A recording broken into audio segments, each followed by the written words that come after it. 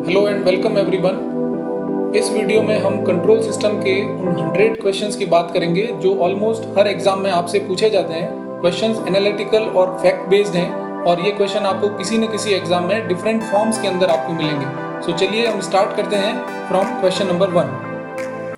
तो first question में block diagram reduction technique use करके आपको पूछा गया है फाइंड दी कंट्रोल रेशियो, जो कि output signal divided by input signal CS upon RS आपको इवेलुएट करना है। सो अगर आप यहाँ ऑब्जर्व करें क्लोजली, स्टेप नंबर 1 जो है, हम इस ब्लॉक G2 और H2 को विद नेगेटिव फीडबैक हम एलिमिनेट कर सकते हैं और इसे आप लिख सकते हैं G2 upon 1 plus G2H2 using this relation. इसको हम यूज़ करते हुए अगर आपका यहाँ पॉजिटिव फीडबैक होगा तब आप इसको लिख देंगे G अपॉन 1 माइनस GH। तो जब आपने इसको रिजॉल्व किया तो यहाँ पे आपको मिल जाएगा G2 अपॉन 1 प्लस G2H2। सो यहाँ एक ब्लॉक रहेगा जिसका गेन हो गया G2 upon 1 plus G2H2, that will be in cascaded with the G1। तो अगर दो ब्लॉक एक दूसरे के साथ इस तरह से कनेक्टेड हैं तो ओवरऑल गेन इनका मल्टीप्लिकेशन होगा एंड देन फाइनली आपको H1 से नेगेटिव फीडबैक मिल रहा है। सो आप यहाँ ऑब्जर्व कर सकते हैं कि G1 G2 मल्टीप्लाई होगा। So option A B C D में से A और C इसका आंसर नहीं हो सकते। So answer would be either from B और D। और अगर हम क्लोजली ऑब्जर्व करेंगे अगेन तो यहाँ पे 1 प्लस G2H2 होने से आपको H1 का फीडबैक मिल रहा है। सो फाइनल जो रिजल्ट आपको मिलेगा विद द फीडबैक H1, आप देख सकते हैं इसका आंसर जो होगा that will B section B, because you will have this term in the denominator G1 G2 H1। सो इस क्वेश्चन का आंसर रहेगा पार्ट बी। सेकेंड क्वेश्चन, ये क्वेश्चन फैक्ट बेस्ड है, ये आपको याद होना चाहिए कि क्या प्रॉपर्टी ब्लॉक डायग्राम रिडक्शन के क्या रूल्स हैं। So G1 and G2 there are two blocks which are connected in series और in cascade to get the equivalent transfer function. So obviously हमने एक पहले इससे पहले क्वेश्चन किया है, वहाँ इस प्रॉपर्टी को यूज किया है। सो दोनों सिस्टम सीरीज या कैस्केड में कनेक्टेड हैं तो इनका ओवरऑल ट्रांसफर फंक्शन जो होगा that will be multiplication of individual transfer function. So option C is the correct. Next question number 3 जो है, ये आपसे सिग्नल फ्लो ग्राफ से पूछा गया है और आपसे पूछ रहे हैं कि आपको आइडेंटिफाई करना है number of forward path and the number of pair of non touching loops. So forward path का मीनिंग है कि आपको इनपुट से आउटपुट की तरफ चलना है और कोई भी नोड दो बार आपका रिपीट नहीं होना चाहिए। सो अगर हम क्लोजली ऑब्जर्व करें यहाँ पे, सो 1 3 8 एंड 9 ये आपका एक पाथ हो गया। दूसरा जो पाथ होगा वो आपका बनेगा फ्रॉम 1, ये आप यहाँ ऑब्जर्व करिए 1 6 देन 8 एंड 9, तो ये आपका दूसरा पाथ रहेगा। और तीसरा पाथ जो बनता है आपका वो हो गया 1, ये नीचे से यहाँ से 7 और 9। सो इसमें 3 फॉरवर्ड पाथ हैं। और number of non touching loop जो पेयर की हम अगर बात करेंगे तो आपका एक तो जो लूप सेल्फ लूप बन रहा है विच इज दिस विद 2, और दूसरा जो लूप बन रहा है 5 और 8 से मिलके, ये दोनों लूप, इन दोनों में कोई नोड कॉमन नहीं है। So these are known as the non-touching loop. So for this given problem, the pair is only 1. So answer would be C. Next question number 4, for a rotational system, the standard transfer function. So rotational system में input हम जो दे रहे हैं वो आपका torque है और उसकी वजह से एंगुलर डिस्प्लेसमेंट होगा output theta. So output upon input will be in Laplace domain theta S upon input जो हमने अप्लाइड किया है दैट इज ए टॉर्क, वो आपको आइडेंटिफाई करना है। कंपोनेंट जो होंगे इसके अंदर आपका moment of inertia, dashpot and spring होगा। So for a rotational system option B is correct. Option B आपको याद रखना है, ये इसका होगा। तो अगर हम लीनियर सिस्टम की बात करें तो हमारे पास 3 कंपोनेंट, एक स्प्रिंग, उसके साथ एक मास कनेक्टेड, स्प्रिंग कांस्टेंट K, और सरफेस के साथ में फ्रिक्शन जो है उसको अगर हम भी एज्यूम करें और फोर्स अप्लाइड इज F, तो उसकी वजह से लीनियर डिस्प्लेसमेंट होगा। और आप टाइम डोमेन में इक्वेशन लिख सकते हैं mx d2x upon dt square plus friction dashpot जो है वो bx डैश प्लस kx, और लाप्लास डोमेन में अगर आप इसको लिखेंगे तो fs that will be using differentiation property, आप इसको लिख सकते हैं x of s plus b times x of s, यहाँ s होगा plus k x of s। So output is your displacement because of the cause which is a force. So output upon input is the transfer function. So rotational के लिए हमने option B देखा। इसी तरह से compare अगर आप करिए तो लीनियर मोशन के लिए ये आपका एक्सप्रेशन जो बनेगा it will B bs plus k। अब आप चाहें तो दोनों को कंपेयर करिए, जहां मोमेंट ऑफ इनर्शिया j है उसकी जगह यहाँ मास है, बाकी दोनों कोफिशिएंट सेम है। सो इस तरह से आप दोनों सिस्टम का आप याद रख सकते हैं और ये सेकेंड ऑर्डर सिस्टम को रिप्रेजेंट करेगा। Next question number 5, the transfer function of A series RC circuit is given by. So consider that ये अपना सीरीज आरसी नेटवर्क है और इनपुट हमने दिया है EIT और आउटपुट मिलता है EOT और करंट जो फ्लो हो रहा है that is IT। So using basic KVL and KCL आप इक्वेशन लिख सकते हैं। आउटपुट जो होगा that will be the voltage across this capacitor, IT current अगर इसमें फ्लो हो रहा है सो आप ये इक्वेशन लिख सकते हैं 1/C इंटीग्रेशन IT dt और इसका लाप्लास अगर आप लेंगे सो ये Laplace transform using the integration property it will B 1/RCS and IS और इनपुट जो होगा अगेन KVL हम इस लूप में अप्लाई करें so I into R plus 1/C integration I dt से आप इसका इक्वेशन लिख देंगे input current and then again taking Laplace transform of this input.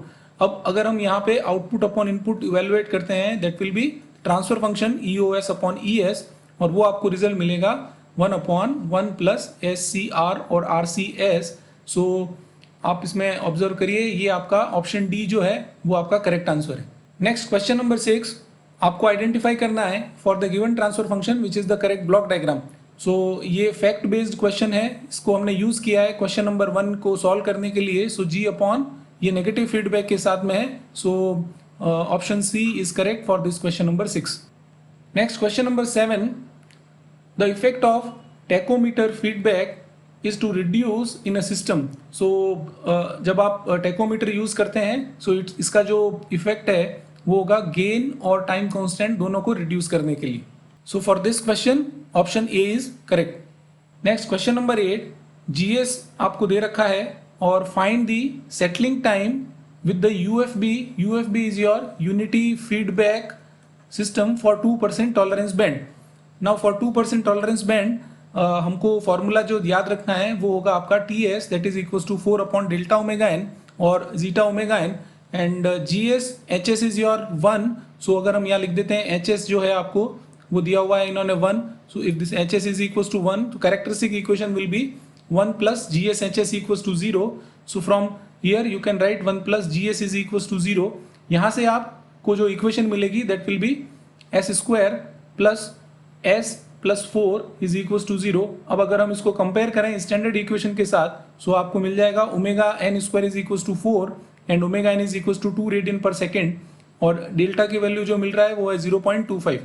तो ये वैल्यू आप यहाँ पे रखेंगे that will B 4/0.25 multiplied by 2। So this will B 4/0.5 and result जो आएगा आपका this will B 8 second. So option C is correct for question number 8। Next question number 9, the poles of a second order system are located at -4 plus minus J3 in S plane. The damped frequency of oscillation and damping ratio are to be obtained.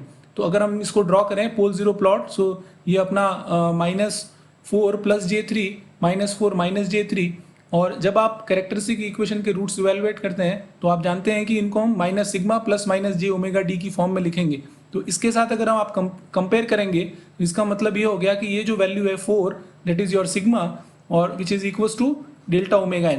तो इसकी value आपको मिल रही है 4 और जो omega n है that is your distance from this place. तो अगर आप ये इवेलुएट करते हैं तो ये आपका हो गया this 4² plus 3² that will B 4² plus 3² is your omega n² और इसकी वैल्यू आपको मिल जाएगी 5 रेडियन पर सेकेंड। सो अब हम इसकी वैल्यू यहाँ रख देते हैं तो आपको डेल्टा मिल गया 0.8। So for this given question value of omega n is equal to 5 and delta is equal to 0.8 और अगर हम डायरेक्टली यहाँ कंपेयर करें तो ओमेगा d आप सिंपली यहाँ से वैल्यू लिख सकते हैं that value will be 3। Next question number 10, the forward path transfer function of a unity feedback control system is given by GS is given. So value of HS is equals to 1 और हम यहाँ पे characteristic equation लिखते हैं 1 plus GS HS equals to 0। So आपको characteristic equation मिल जाएगी S² plus 4S plus 16 equals to 0। इसको हम स्टैंडर्ड इक्वेशन से कंपेयर करेंगे then omega n² is equals to 16। So omega n will be 4 radian per second and 2 delta omega n is equals to 4। तो यहाँ से आपको मिल जाएगा डेल्टा की वैल्यू 0.5। अब हम यहाँ पे फॉर्मूला हमारे पास जो मैक्सिमम ओवरशूट पहुँचने का लगेगा that is your peak time that will be pi upon omega d and that value is pi upon omega N root 1 minus delta square. तो इसकी वैल्यू अगर हम यहाँ रखेंगे तो जब आप इसको इवेलुएट करेंगे इस वैल्यूज को फॉर्मूले में रख के, this result will be 0.9 second. So option B जो है वो आपका क्वेश्चन नंबर 10 का करेक्ट रिजल्ट होगा। Next question number 11, an increase in the system type affects the steady state error as.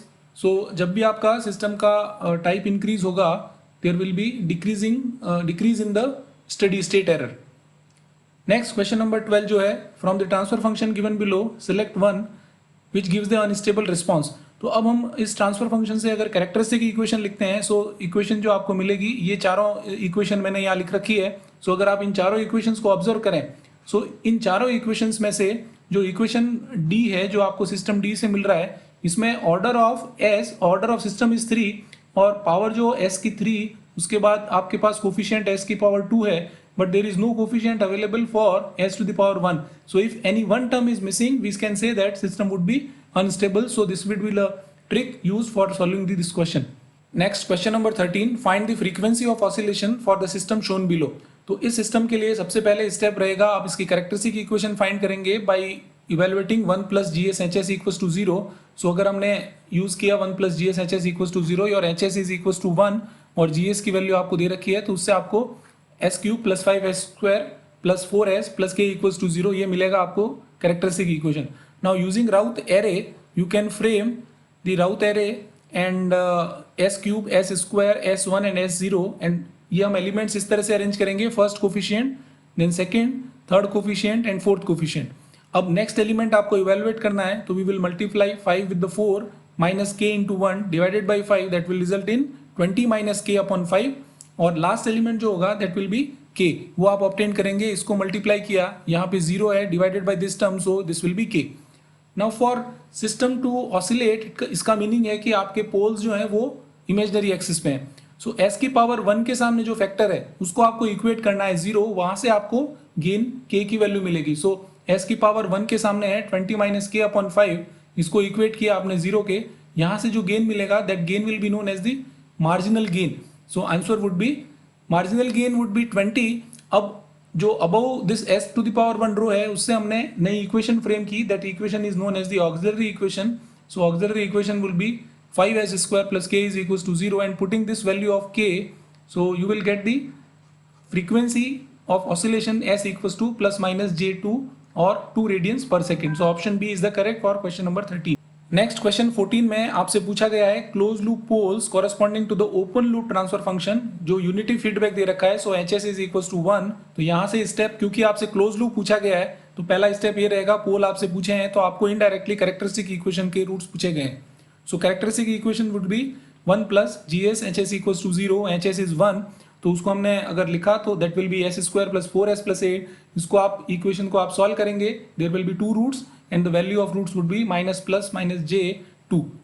Next question number 5, a unity feedback system is defined by the forward part transfer function is given, gs आपको दे रखा है, its gain is increased to infinity। so इसका मतलब हो गया k की value जो है वो जा रही है आपकी टूवर्ड्स इन्फिनिटी पे, और आपसे पूछा गया है डैम्पिंग रेशियो सिस्टम जो होगा वो किस तरफ जाएगा। तो हम इसके कैरेक्टरिस्टिक इक्वेशन सबसे पहले इवेलुएट करते हैं 1 plus G S H S equal to 0 से। So you will get this quadratic equation, और यहाँ से कंपेयर किया हमने तो omega N is your under root K, क्योंकि ओमेगा एन स्क्वायर है, और डेल्टा की वैल्यू जो कि आपका डैम्पिंग रेशियो है that will be 1 upon under root K. अब आपको क्वेश्चन में दे रखा है इस वैल्यू को आप जा रहे हैं टुवर्ड्स द इन्फिनिटी, इसका मीनिंग ये हो गया your damping ratio will be tending towards 0। So option C is correct. Next question number 16, the complex conjugate roots of the characteristic equation on imaginary axis. So अगर आपके पास S plane में imaginary axis में complex conjugate roots मिलते हैं, इसका मतलब system आपका ऑसिलेटरी होगा। और अगर आप यहाँ चारों ऑप्शन ऑब्जर्व करें, ये डीकेइंग एक्सपोनेंशियल इसमें इंक्लूडेड है ऑप्शन ए में, सी में राइजिंग एक्सपोनेंशियल है, then in D again decaying exponential. So only oscillatory behaviour shown by option B which is a sinusoidal wave and it will be traveling from plus to minus. So option B is correct for question number 16. Question 17, the pole zero configuration of closed loop control system is shown in this figure. The steady state gain is 4 and the transfer function GSHS जो है वो आपको find out करना है। सो transfer function GSHS आप given parameter से इस तरह से लिख सकते हैं कि आपको एक 0 दे रखा है -1 पे, तो इसकी वजह से न्यूमरेटर में टर्म रहेगी s+1। स्टेडी स्टेट गेन दे रखा है, तो हमने यहाँ पे एक जनरल गेन के एज्यूम कर लिया है, और डिनोमिनेटर में आपके पास में कॉम्प्लेक्स कॉन्जुगेट 2 रूट हैं, सो ये बन जाएंगे आपके पास s+2 - j, एंड दूसरा जो होगा इसका कॉम्प्लेक्स कॉन्जुगेट होगा that would be s+2 + j। तो इनको आप जब मल्टीप्लाई करेंगे result will be s² + 4s + 5। अब आप देखिए, आपसे ये कहा गया है कि स्टेडी स्टेट में गेन जो है 4 है, तो जब आप स्टेडी स्टेट में जाएंगे मतलब time infinity to t tending towards infinity, इसका मतलब हो गया s टेंडिंग टूवर्ड्स 0। तो जब आप s टेंडिंग टूवर्ड्स 0 आपने इसमें पुट किया, सो दैट गेन ये टर्म 0 होने की वजह से आपको एक्सप्रेशन मिल जाएगा k/5 that is equal to 4। So from here you can find the value of k that will be 20, और इस वैल्यू को हम यहाँ पुट करेंगे, सो option C will be correct for this question number 17। Next is for a single closed loop pole on origin. तो अगर आपके पास में एक पोल यहाँ पे अवेलेबल है, then response of system will be obviously, अगर आप याद करें कि Laplace transform of u of t is equal to 1/s, जिसमें s इक्वल टू 0 जो है वो आपका ओरिजिन पे है इस पर्टिकुलर केस में, तो उसका अगर आप टाइम डोमेन रेस्पॉन्स देखें that will be a constant. So अगर आपको सिंगल पोल मिलता है ऑन द ओरिजिन, तो उसका रेस्पॉन्स जो होगा it will be a constant. Next question number 19, the damping ratio of system is given, वो है आपको दिया हुआ है 0.6। द नेचुरल फ्रीक्वेंसी आपको दे रखी है that is 8 radians per second, और आपसे डैम्पिंग फ्रीक्वेंसी पूछा गया है। So omega D damping frequency हम डिनोट करते हैं ओमेगा इन √1 - डेल्टा स्क्वायर, सो इसकी वैल्यू आपने यहाँ रख दी। सो रिजल्ट जो होगा आपका that will be 6.4 radians per second. So option A is correct for question number 19। Next question number 20 में characteristic equation of the system for pole 0 of open loop transfer function will be. So आप अगर इस सिस्टम का pattern pole 0 obtain करें, gain factor is 2, so हमने यहाँ इसको कंसिडर किया है, और ओरिजिन पर एक 0 है, so there will be 1 term of s in numerator. इस पोल की वजह से हम लिख सकते हैं s+4 इन डिनोमिनेटर, और कॉम्प्लेक्स कॉन्जुगेट आपके पास में पोल मिल रहे हैं, सो ये आपको कंट्रीब्यूट करेंगे s² + 4s + 5। सो यहाँ से अगर आप कैरेक्टरिस्टिक इक्वेशन लिखेंगे that will be 1 + GSHS equals to 0। So obviously आप चारों अगर ऑप्शंस को कंपेयर करें, सो हियर ऑप्शन ए जो है वो आपका एकदम करेक्ट मैच हो रहा है। सो 1 + GSHS को जब आप एलसीएम लेके लिखेंगे तो आपको ये एक्सप्रेशन मिलेगा। सो option A is correct for question number 20। चलिए आगे बात करते हैं। क्वेश्चन नंबर 21 में आपसे पूछ रहा है कि maximum overshoot formula for the second order system with the unit step input is given by. So maximum peak overshoot जिसको हम डिनोट करेंगे MP से, और इसका फॉर्मूला जो रहेगा e⁻⁻ delta upon √1 - delta square, जहाँ पे जो डेल्टा है वो आपका रिप्रेजेंट करता है सिस्टम का डैम्पिंग रेशियो। और ये ध्यान रखिएगा कि ये एक्सप्रेशन है जब आपका सिस्टम में डैम्पिंग रेशियो हम अज्यूम करते हैं कि in between 0 and 1। Next question number 22, the acceleration error coefficient for a type 2 system given by. So acceleration error coefficient को हम लिखते हैं KA, और उसको आप लिखेंगे s² GSHS and s is tending towards 0। GSHS आपको दे रखा है, तो अगर आपने यहाँ s² मल्टीप्लाई किया, so numerator and denominator term जो है वो कैंसिल आउट होगी, और उसके बाद आपने रखा है s tending towards 0। So KA की जो वैल्यू होगी that will be 5। So option A is correct question number 22। Next question number 23, due to integral error control the order of second order system is transformed into. So जब भी integral control की बात होगी तो हमको पता है कि इंटीग्रेशन की जो प्रॉपर्टी है उसकी वजह से आपके पास लाप्लास डोमेन में s डोमेन में एक s टर्म डिनोमिनेटर में इंट्रोड्यूस होगी, और उसकी वजह से आपका सिस्टम का ऑर्डर जो है वो चेंज होगा, और सेकेंड ऑर्डर से वो आपका सिस्टम थर्ड ऑर्डर में कन्वर्ट होगा। Next question number 24, the maximum overshoot in the case of second order system increases with. So जब भी सिस्टम की डैम्पिंग फ्रीक्वेंसी इंक्रीज होगी उसका आपको ये ध्यान रखना है, मैक्सिमम ओवरशूट जो है that will be increase. So option A for this question number 24 is correct. Question number 25, for the underdamped second order system the damping ratio is, so obviously you are aware that damping ratio is in between 0 and 1 for the underdamped system, so this will be less than 1. Next question number 26 में आपसे पूछा गया है, consider the following systems, there are two systems, system 1 जो है वो GS equals to 1/2s plus 1, और दूसरा system दिया है 1/5s plus 1, और आपको identify करना है which one is the true statement, और ये comparison on the basis of their bandwidth। अगर आप ऑब्जर्व करिए ये सिस्टम आपका फर्स्ट ऑर्डर सिस्टम है, और अगर मैं यहाँ आपको प्रैक्टिकल एग्जांपल यहाँ पे बताऊँ तो ये अगर आप RC नेटवर्क अगर आपने ऑब्जर्व किया है which is a low pass filter, सो इसका जब आप ट्रांसफर फंक्शन लिखते हैं that is written as a 1/1 + SCR, और इसका अगर मैं प्लॉट ड्रॉ करता हूँ तो वो कुछ इस तरह से डायग्राम मिलेगा इन फ्रीक्वेंसी एक्सिस और इन एस डोमेन अगर आप यहाँ ड्रॉ कर रहे हैं। और ये जो पॉइंट है ये इसकी cut off frequency and this is the bandwidth of this system. और जो इसकी कट ऑफ फ्रीक्वेंसी है जिसको हम लिख रहे हैं omega see that is 1/RC, जो कि एस के मल्टीपल का हमने इन्वर्ट करके ऑब्टेन किया है। तो सिमिलरली हम दोनों सिस्टम के लिए इनकी बैंडविड्थ इवैल्यूएट कर सकते हैं by inverting the multiplying term of S which is 2। तो 1/2 जो हो गया आपका दैट इज 0.5, और सेकेंड केस में ये आपका रहेगा यहाँ पे 1/5 that will result in 0.2 radians per second in both the cases. So आप यहाँ देख सकते हैं कि 0.5 is greater than 0.2, it means bandwidth of the system 1 जो है वो आपका ग्रेटर है bandwidth of the second. So first option A is correct for question number 26. Next, question number 7. With regard to the filtering capacity, the lead compensator and lag compensator are respectively. ये बड़ा important question है, ये आप मान के चलिए किसी न किसी एग्जाम में किसी डिफरेंट फॉर्म में आपसे पूछा जा सकता है। सो लीड कंपेंसेटर जो है वो आपका हाई पास फिल्टर की तरह बिहेव करता है और लैग कंपेंसेटर जो है वो लो पास फिल्टर की तरह बिहेव करता है। अब यहाँ अगर आप ऑब्जर्व करिए, ऊपर ही मैंने यहाँ पे एक एग्जाम्पल दे रखा है और सर्किट देके भी आपसे पूछा जा सकता है कि विच फिल्टर और which compensator it is representing, और if you draw the high pass filter then roll off this capacitor and resistance will be interchange. So lead compensator is your high pass filter and lag compensator is your low pass filter. In question number 28, indicate most oscillatory system. So आपसे पूछा गया है most oscillatory system from the given pole zero configuration. So जब भी system oscillate करेगा उसके poles जो है वो near to imaginary axis. So from the given diagrams if you observe the option B is correct for oscillatory system. Next, question number 29.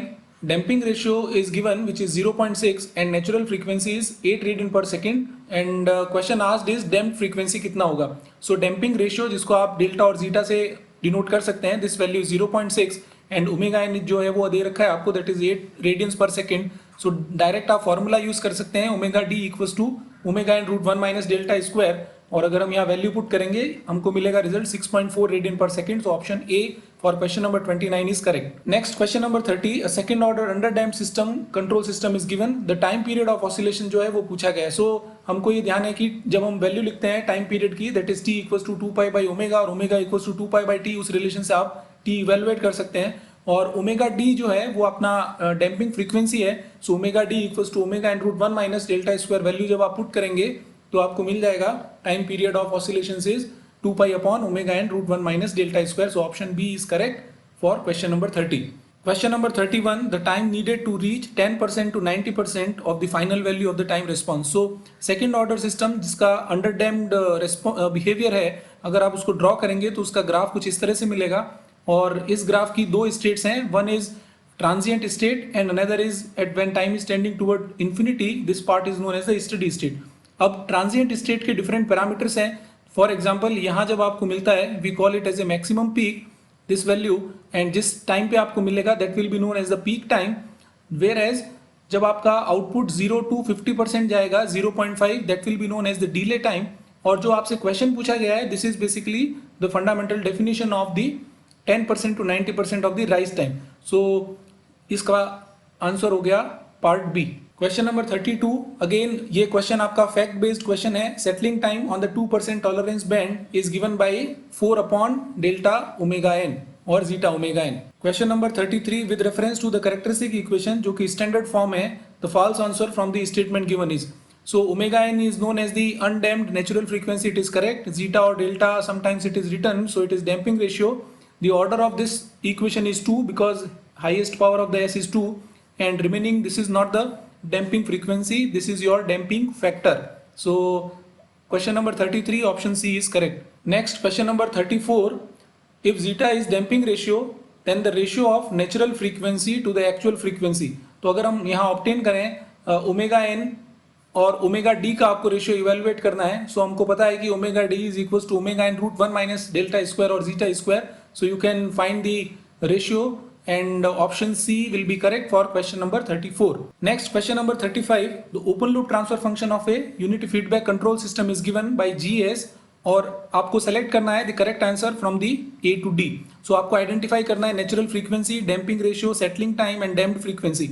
सो सबसे पहले आप लिखेंगे characteristic equation that is 1 plus G S H S equals to 0 और उसको आप compare करेंगे standard equation से, तो वहां से ओमेगा एन स्क्वायर जो मिलता है that is your 16, so omega N is equals to 4।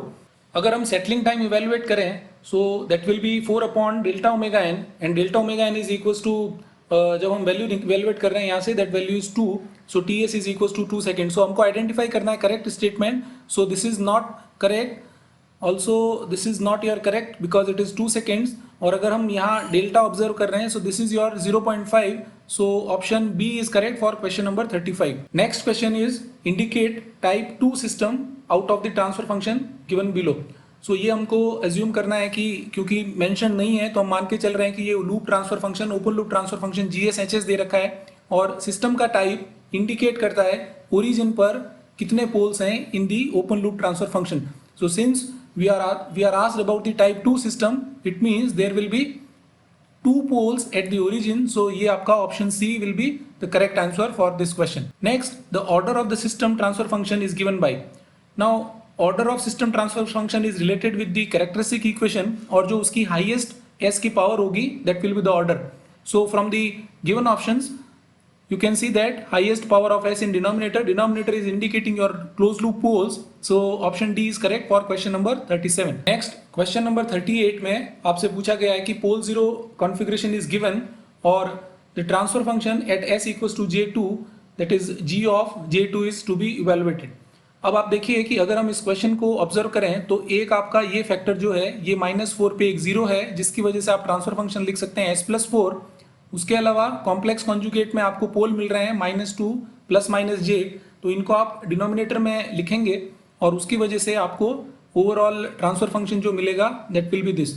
अब आपसे पूछा गया है g ऑफ j2, सो हमने s की जगह पे रिप्लेस किया j2, so this will be s square, so j2 square will be j square is equal to -1, this if you write j square here it will be -1 and अब हम इसको expand करके इस form में लिख सकते हैं। सो ये अपना हो गया g ऑफ j2 और इसको हम कन्वर्ट करेंगे मैग्नीट्यूड और एंगल की फॉर्म में। सो न्यूमरेटर का magnitude √ of real square plus imaginary square, so that will be 4 + 16 and similarly denominator की टर्म और एंगल जो होगा that will B tan inverse imaginary upon real, so that is tan inverse 1/2। तो numerator और denominator में दोनों ही term आपका same है, सो उस वजह से ये एंगल आपका हो गया 0 और this value is 20/320, so this will be 1/√16 that is equals to 4 and 1/4 will be 0.25, so option B is correct for this question number 38. Next question number 39 is also fact based question, an increase in the gain of critically damped system results in, तो अगर आपका कोई system critically damped है और उसका आप gain increase कर रहे हैं, ये क्वेश्चन आप मान के चलिए इट्स वेरी इंपॉर्टेंट क्वेश्चन। अगर आप गेन बढ़ा रहे हैं which is denoted by K and critically damped means delta is equals to 1, तो जब आप इसका गेन इंक्रीज करेंगे the value of delta will decrease and the system will be known as the under damped system. Next question में आपसे पूछा गया है the roots of characteristic equation are conjugate and located on the imaginary axis, the time responses. So obviously जब भी imaginary axis पे आपका closed loop poles which are the roots of the characteristic equation located है, system का behaviour जो होगा that will be oscillatory and from the given options option C is correct. Next question, the transfer function of a system is given by GSHS 4s + 2 upon s cube s minus 2 the system is. अब stability का ये question है तो इसके लिए सबसे पहले आप कैरेक्टरिस्टिक इक्वेशन मेंशन करेंगे 1 + GSHS इक्वल्स टू 0 से। अब अगर आप यहाँ ऑब्जर्व करिए जब भी आप देखते हैं कोई सिस्टम स्टेबल है तो उसकी जो कैरेक्टरिस्टिक इक्वेशन की फॉर्म है उसमें डिक्रीजिंग फॉर्म में होंगे। फॉर एग्जाम्पल अगर यहाँ s⁴ 4 3 2 1 एंड 0 इस ऑर्डर में होना चाहिए था टू टेस्ट द स्टेबिलिटी।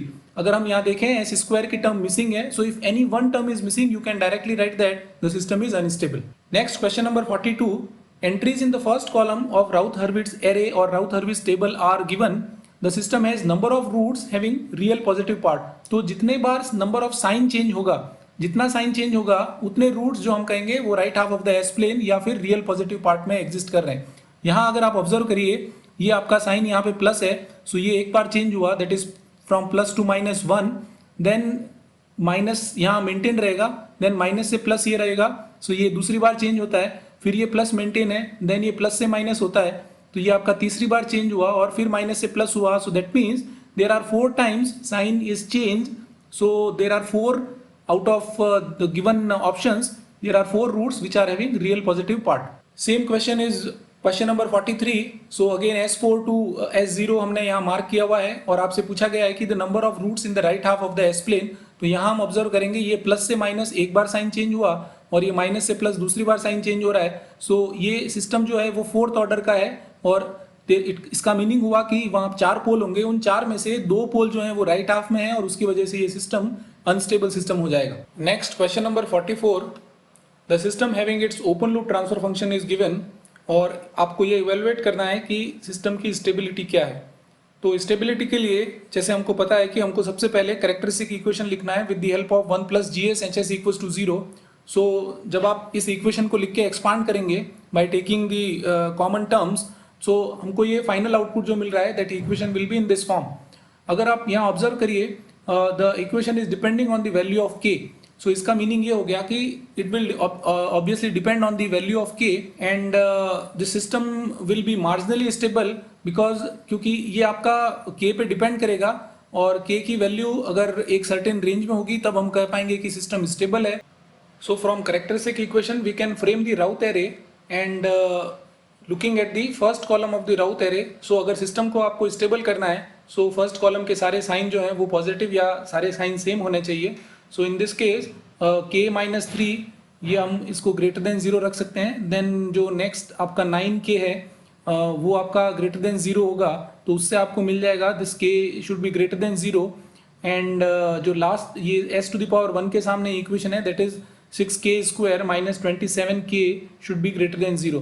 तो आपको जो कंडीशन मिल रहा है that is k should be greater than 3, k should be greater than 0 and k should be greater than 4.5. इसका मतलब हो गया कि इन कंडीशंस पे आपका सिस्टम जो है वो स्टेबल रहेगा. So from the given options no option is correct. So answer of this question can be written in this form which is having a marginal stability for certain conditions. So system will be stable for the given condition of k that is greater than 0 or you can say that is greater than 4.5 in total. तब आपका system जो है वो आपका absolutely stable होगा. Next question number 45. Unity feedback system which is defined by the transfer function जो आपको दे रखा है और आपसे अगेन स्टेबिलिटी पूछा गया है. तो स्टेबिलिटी टेस्ट करने के लिए हम फर्स्ट स्टेप कैरेक्टरिस्टिक इक्वेशन लिखेंगे. So characteristic equation is 1 plus GS HS is 1 equals to 0.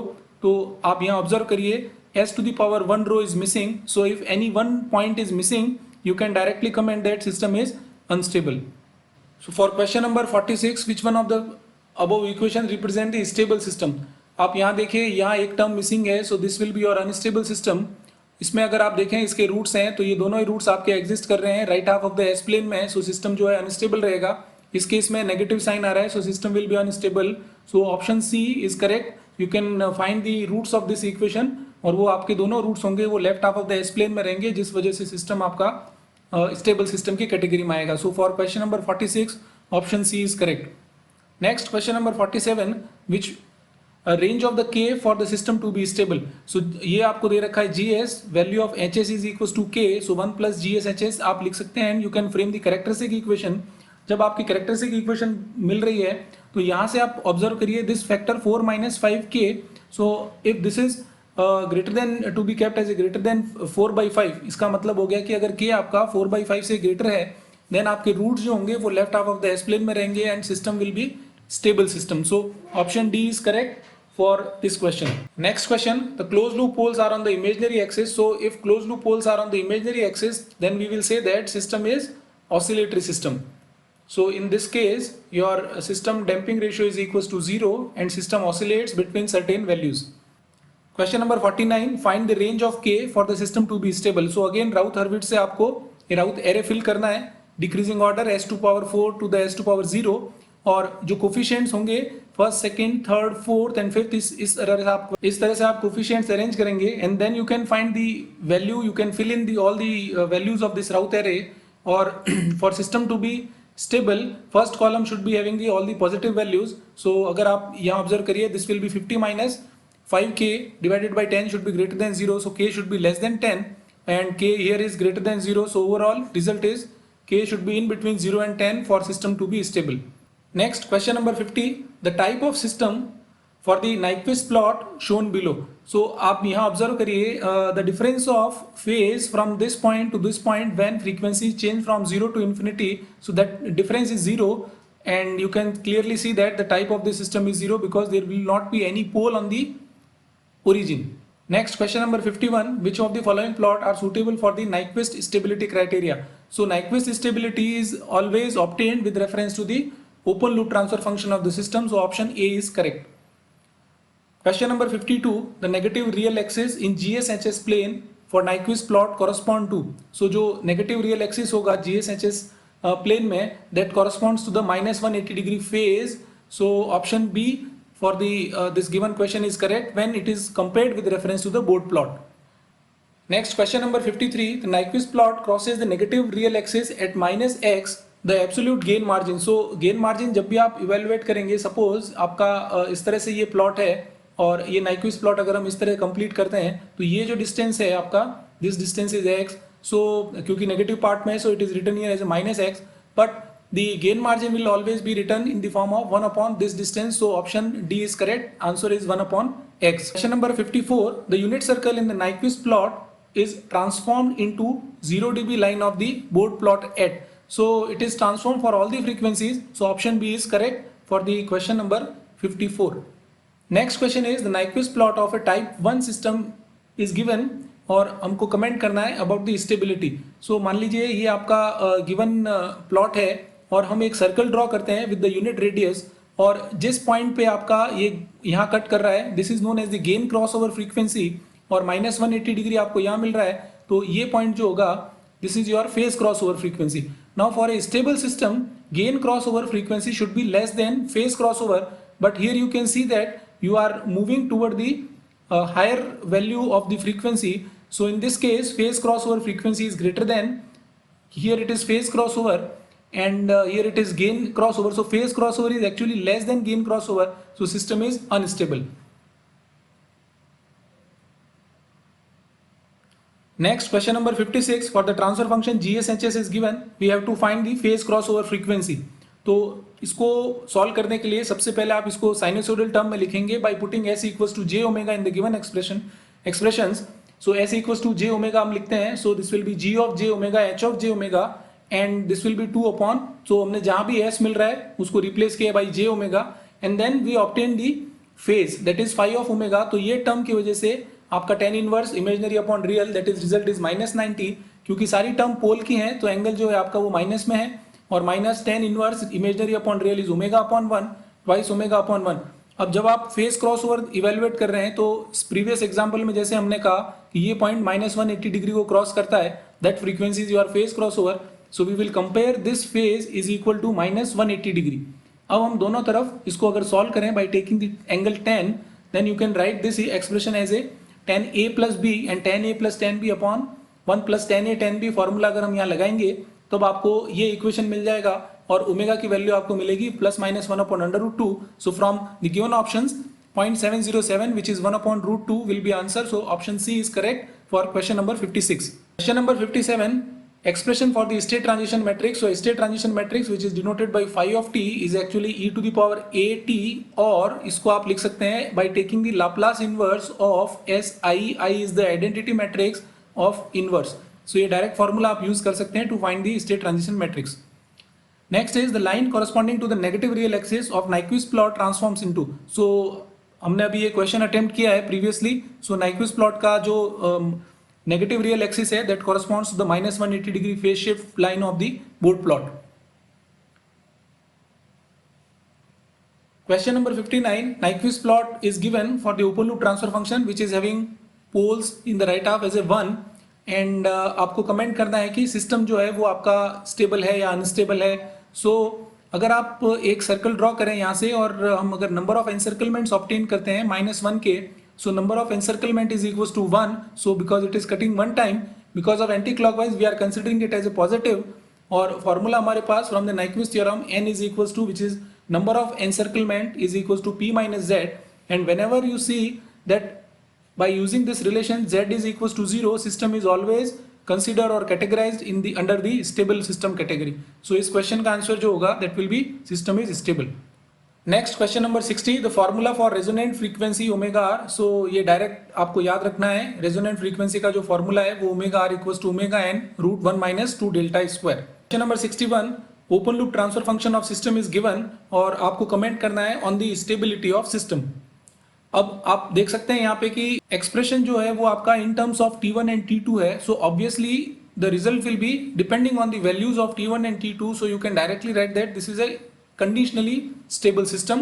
Under certain condition of T1 and T2 the system can be stable only. So option B is correct for question number 61. Next question number 62, ये भी बड़ा important question है.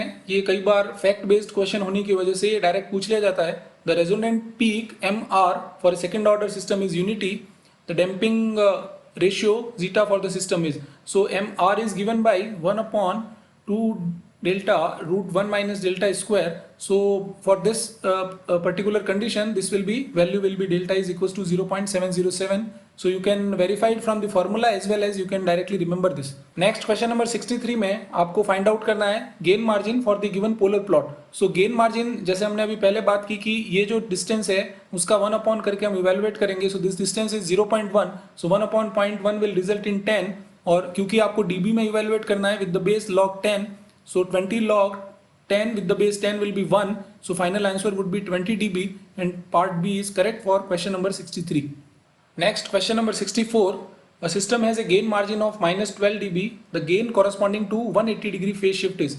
ये भी बड़ा important question है. आपको याद रखना होगा कि gain margin का direct formula जो है that is 20 log 1 upon mod GSHS at phase crossover frequency जो कि correspond करता है to the 180 degree phase shift.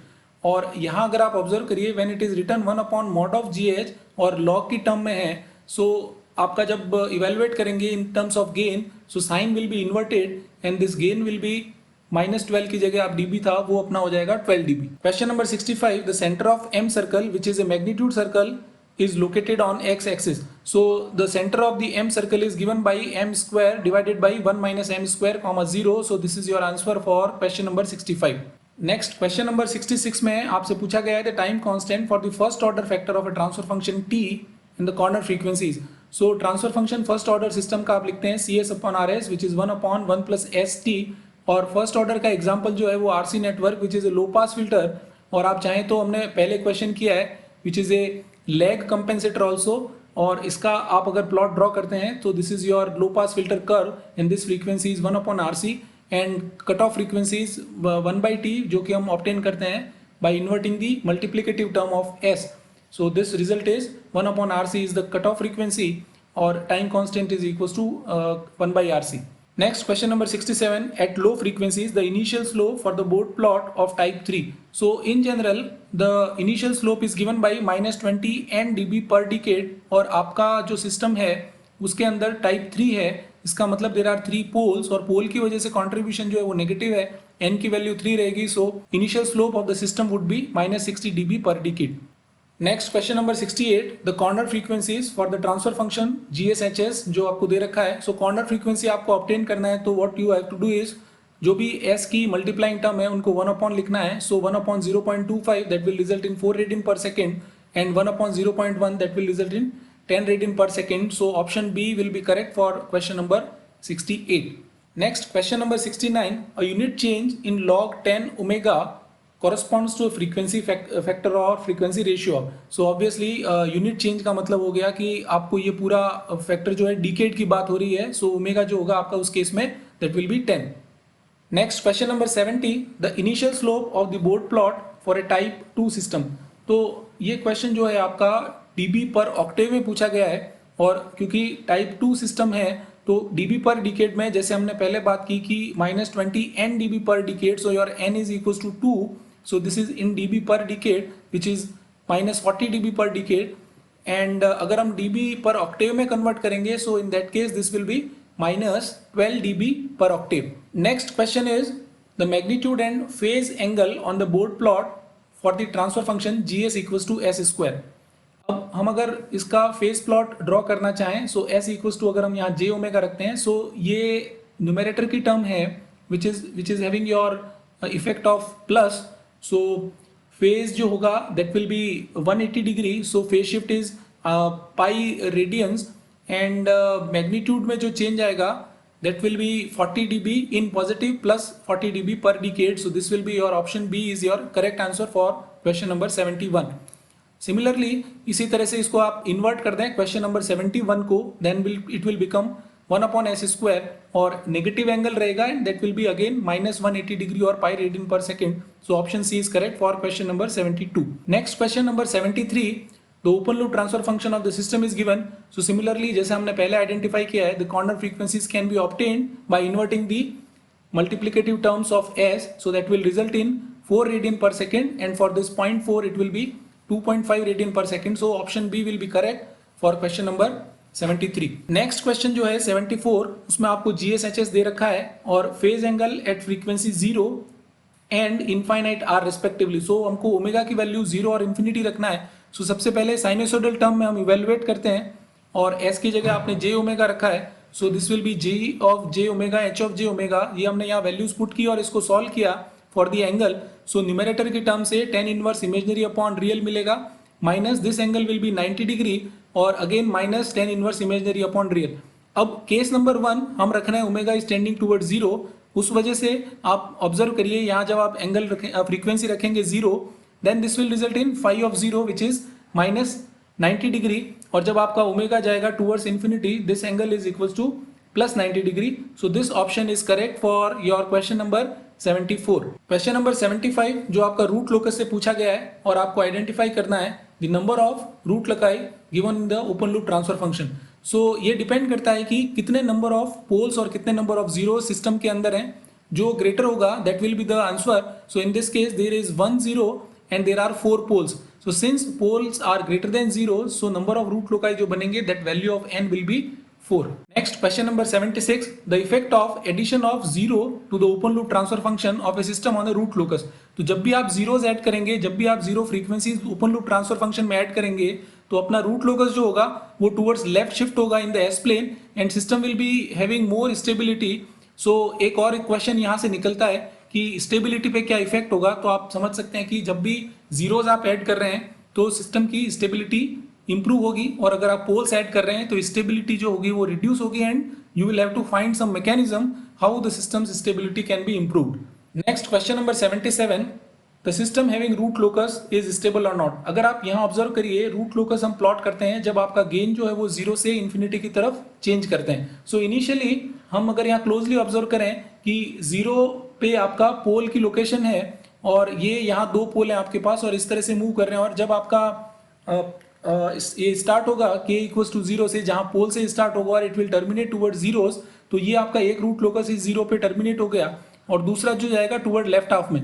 इसका मीनिंग ये रहा कि आपका जो ग्राफ प्लॉट हो रहा है it is always in the left half of the S plane. It will neither go on the imaginary axis nor it will be moving towards the right half of the S plane. So it means the system which is having this kind of root locus, it will be absolutely stable. Next question number 78. GS is equals to 1 upon s square. The root locus for the system with transfer function given will be. So since there are 2 poles on the imaginary axis, so you can see that this will be your this is your given diagram. So दोनों root locus से आप पोल से root locus start होगा और आपका vertical axis और downward toward इस तरफ जाएगा. So option B is correct for this question. Next question number 79. Again it is fact based question. The angle of asymptote in the root locus plot is given by. So ये formula है, ये आपको याद रखना है. Where phi is 2 of k plus 1 pi upon p minus z, and p and z are the number of poles and number of zeros in the GSHS, and k एक variable है जो आपका चेंज हो रहा है 0 1 से लेके p minus z minus 1, और in short you can say not including p minus z. Question number 80. The breakaway points on the root locus for the transfer function. So आपको ब्रेकअवे पॉइंट इवेलुएट करना है. सबसे important बात है कि breakaway point इस question के साथ आप नोट करके रखिए. It is always in between poles आपको ब्रेकअवे पॉइंट मिलेंगे, और इवेलुएट करने के लिए हम क्या करते हैं कि हम एक एक्सप्रेशन है which is dk by ds equal to 0, इसके रूट्स इवेलुएट करेंगे, and again that will come from the characteristic equation which is 1 plus GSHS equals to 0. तो हम यहाँ GSHS की वैल्यू लिख देते हैं और यहाँ से हमने क्या आइडेंटिफाई किया, that is minus S plus 1 upon s plus 2, और जब आप इसको सॉल्व करते हैं that equation will be s square plus 4s plus 2 and the final answer would be minus 0.59 and minus 3.41. So option D is correct. Next question number 81, the transfer function corresponding to this given root locus is. तो अगर हम यहाँ observe करें हमारे पास दो पोल हैं, एक पोल आपका 0 पे है, दूसरा पोल -2 पे है और दो ही आपके पास 0 होने चाहिए और एक 0 आपका -4 पे दिख रहा है और दूसरा जो है वो एट दी infinity है. From the given options, option B is correct. So there is one pole which is at s equals to 0, one pole at s equals to -2, one 0 which is at s equals to -4 and another 0 is at s equals to -infinity. So option B is correct for question number 81. Next question number 82 में आपसे पूछ रहा है कि root locus का जो एसिम्पटोट होगा वो कहाँ रियल एक्सिस पे इंटरसेक्ट करेगा. So रूट लोकस इंटरसेक्शन जो पॉइंट है वो आप इस फॉर्मूले से ऑब्टेन कर सकते हैं which is summation p minus summation z divided by number of pole minus number of z और ये समेशन p मीन्स हो गया आपका कि पोल की जहां लोकेशन है उन सब का sum and here it is zeros की location. So in this case सबसे पहले अगर आप ऑब्टेन करें कि पोल की लोकेशन जो है वो है आपकी ओरिजिन पे एक पोल है वो इसकी वजह से, उसके बाद इसके रूट जो है वो -6 और इसके दो रूट होंगे complex conjugate which is -2 plus -j3 और जो आपके पास 0 है एक भी 0 नहीं है. So there is no location of 0. Also number of zeros are equals to 0 and number of poles ये 2, 1, 3 और 1, 4 पोल आपके पास रहेंगे. सो हमने यहाँ इनकी वैल्यूज पुट की है. So value of sigma which is a intersection point on the real axis that is -2.5. So option C is correct for question number 82. Next question number 83, which one of the following is error detector.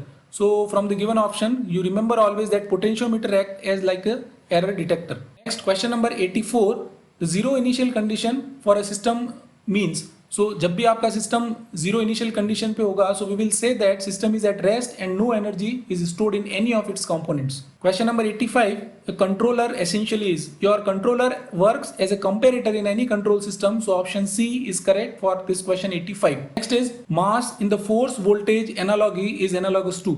सो जब हम force voltage electromechanical system को compare करेंगे तो आपका मास जो होगा वो equate करेगा इंडक्टेंस के साथ. So for question 86 part C is correct. Next is question number 87, velocity error constant of a system is measured when the input to the system is unit. तो हमारे पास 3 डिफरेंट टेस्ट इनपुट हैं और उनके साथ 3 different error coefficients हैं. So one is positional error coefficient, second is velocity error coefficient and third is acceleration error coefficient. For the different inputs, for the positional it is unit step, for velocity it is ramp and for acceleration it is parabolic, which is equations you can write it is equals to 1 when t is greater than equals to 0. ये रहेगा आपका t जब t आपका 0 greater than है और ये है आपका t square by 2. So for this question part B, option B is correct. Question number 87. Next question number 88, which of the following is the best method for determining the stability and the transient response. So हम time domain की बात कर रहे हैं और उन दोनों conditions के लिए root locus is the best approach to find the stability, क्योंकि रूट लोकस में आपका एस प्लेन का कैरेक्टरिस्टिक इक्वेशन में रूट्स किस तरह से मूव करेंगे जब आपका गेन चेंज हो रहा है. Similarly transient behaviour can also be analyse. Question number 89, addition of zeros in the transfer function causes which of the following. So जब भी आप जीरो उसके अंदर सिस्टम के अंदर ऐड कर रहे हैं इसका मतलब आप सिस्टम में लैग कंपेंसेटर ऐड कर रहे हैं या हम कहें तो वो आपका high pass filter operation add होगा. Question number 90, which of the following is the best method for determining the stability and transient response. So root locus will be obtained as a best method for finding the stability and transient response. Next question number 91, the transient response in the system is basically due to. So transient response किसी भी system में आपको मिलेगा because of the stored energy. So option C is correct. Question number 91. Question number 92, in open loop system which one of the following is true. So जब भी system आपका open loop है the control action is independent of the output because आप जो input दे रहे हैं उसकी वजह से आपको एक सर्टेन आउटपुट मिल रहा है और आउटपुट का इनपुट पे कोई लिंक नहीं है. So option D is correct for this question. Number 93, the AC servometer resembles. So AC servometer actually resembles to the two-phase induction motor. So option A is correct for question number 93. Question number 94, the transfer function of a system is used to calculate which of the following. So obviously जब भी आप transfer function evaluate करते हैं तो अगर आपको system का transfer function दे रखा है so उससे आप किसी भी सिस्टम का output for any given input you can find by using the convolution. So if it is ht, here you are having input xt, तो आपको आउटपुट जो मिलेगा that will be convolution in time domain और transfer function की form में आप multiply करके और फिर उसका इनवर्स लेके आउटपुट ऑब्टेन कर सकते हैं। Next question number 95, the capacitance in force current analogous network is. So जब भी हम force current analogy electromechanical system की ऑब्जर्व करेंगे तो आपका कैपेसिटेंस इक्वल होगा मास के, जबकि इससे प्रीवियस हमने क्वेश्चन देखा है जहां फोर्स वोल्टेज था तब मास आपका इंडक्टेंस के इक्वल रहा है। Next question number 96, the synchro transmitter and control transformers used in the control system acts as. So please remember this, that whenever you are having synchro transmitter and control transformer, these act as a controller in it. Question number 97, the phase margin of a system is used to specify which one of the following. So phase margin as well as the gain margin, both are the terms which are used to comment on the relative stability. That means how the stability can also be improved by looking at these values. So option C for question number 97 is correct. Question number 98, if the gain of the critical damped system is increased, it will behave as. So जब भी आप system का gain increase करेंगे इसका damping ratio decrease होगा और वो आपका सिस्टम कहलाएगा under damp system. Question number 99, which one of the following is not a characteristic of negative feedback. जब भी आप नेगेटिव फीडबैक अप्लाई करते हैं there is rejection of the disturbance, correct है। There is reduction in the gain, there is accuracy in tracking the steady state value, so there is high sensitivity to the parameter variations. This is the correct option. Last question number 100, for the given unity feedback transfer function which is here given as a GS, the point of intersection of the asymptote of the root locus. So यहाँ आप identify कर सकते हैं intersection is summation pole minus Z divided by number of pole minus number of zeros. So यहाँ पे एक भी zero नहीं है, so value of Z is equal to zero, so summation of Z is also equal to zero. And if you obtain here the s equals to 0, -2 and -5, तो ये value मिलेगी आपको -7।